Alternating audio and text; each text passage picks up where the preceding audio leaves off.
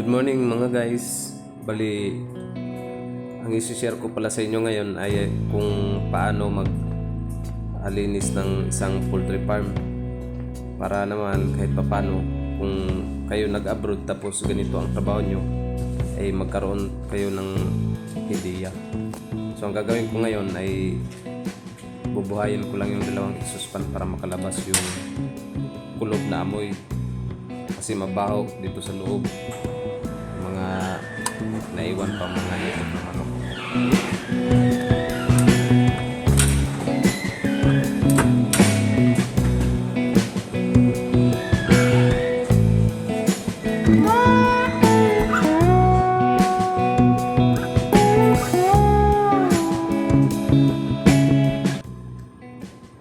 So unang-una guys, yung ginagawa ko pala dito ay dito muna tayo sa taas, tinatanggalan natin ng mga yung mapal na mga alikabok saka mga cobweb. Yung alikabok na yan, yun yung mga powder nang galing sa pagkain nila.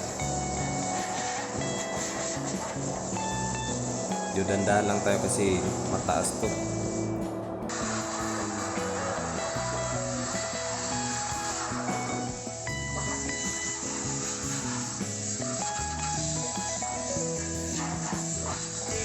So, sunod kong ginawa ay ito pag-spray ng tubig na walang halo kasi yung mga tumitigas na mga ipot ng manok kailangan malinis lahat para naman pagdating ng bagong manok ay talagang malinis na malinis talaga.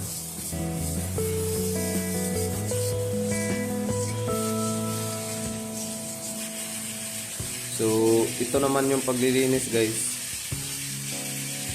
May laan talaga yan na 1 month. Pagkaalis ng manok, yung mga luma, may nakalaan na 1 buwan para sa paglinis sa buong chicken house.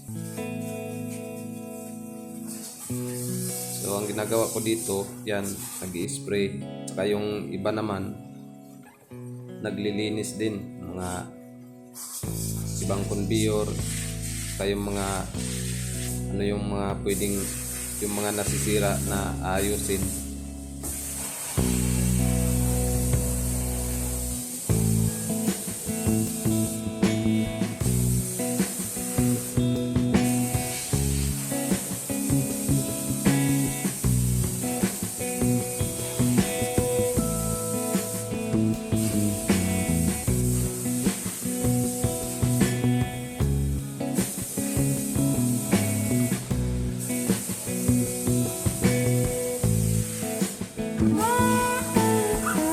Sa trabaho naman guys, masasabi ko hindi naman siya mabigat, kaso nakakapagod din talaga. Nung una talaga nakakapagod, pero pag tumagal ka na parang wala na sa'yo kasi paulit-ulit na yung trabaho. Kaysa naman pagpagod nga tayo, wala naman tayong maiipon. At least kahit pagod tayo, worth it kasi meron talaga tayong maiipon. Kagandahan lang dito guys kasi libre na lahat, libre tirahan, libre pagkain, ilaw, tubig, libre na lahat.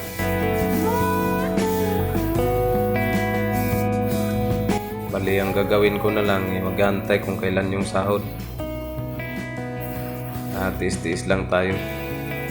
Bali, yung kontrata natin dito sa Taiwan guys ay 3 years.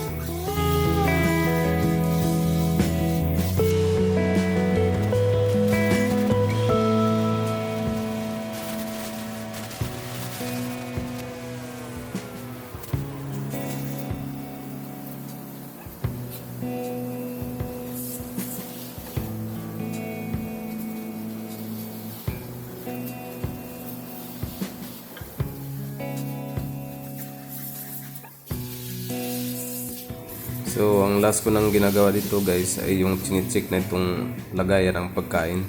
Ito yung tumatakbo na yan. Yan yung nagdadala ng pagkain nila. So okay naman, tumatakbo pa rin. Tsaka ang kagandahan kasi hindi na ikaw yung maglalagay ng pagkain kasi naka-automatic na yung lahat. Pati sa pag-harvest ng itlog, matakbo na rin yung mga konveyor. So hanggang dito lang guys, hanggang sa muli. Salamat.